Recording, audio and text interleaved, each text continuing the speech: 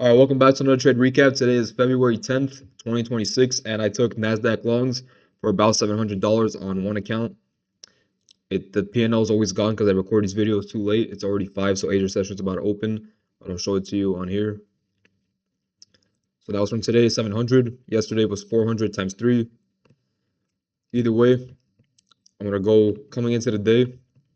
We opened up around, once again, called in a Discord perfectly. So if you're not in it, I don't know why you're not in it yet. Free signals. And everyone in the exclusive hit today. Everything was posted in the Discord. You can see my P&L. But going into the day, we opened up right here. So what did I see on the 4-hour right beforehand? I saw the 4-hour broke structure to the upside on this candle. Not even. We broke up way before. So we've been bullish on the 4 hours since yesterday. After this candle, we never switched bearish. So obviously market structure was still bullish on the day. I went on the 1 hour.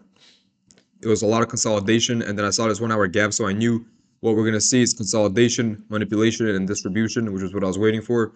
So what did I do? I marked out this 1 hour gap. I marked out the sell side liquidity, and then I waited for market to open. As soon as market opened, we had a dump, and that was perfect. So when you're bullish, the best thing that could honestly happen is for market to dump. So as soon as I saw market dumped, and I saw it take out these lows, so we got our manipulation with these lows. We got the rejection off the 1 hour, and from there, all I needed to see was the highest time frame inversion. And a lot of people failed on this setup because they took the first presented fair value gap instead of waiting for the highest time frame inversion. And usually you could take the first presented fair value gap if the move isn't that big. So let's say we fell from here to here, and then we had the first presented fair value gap disrespected. You could have taken it, but since the move was this big, I like to usually see a CISD or the highest time frame inverse, which is what I waited for. So I entered 2 contracts on this trade. The first contract, or maybe it was like 6, but whatever. My first half of the contracts was entered when we got the CISD right here on the 1 minute. So right here was my first couple of contracts after we got the manipulation and the distribution higher. A lot of people entered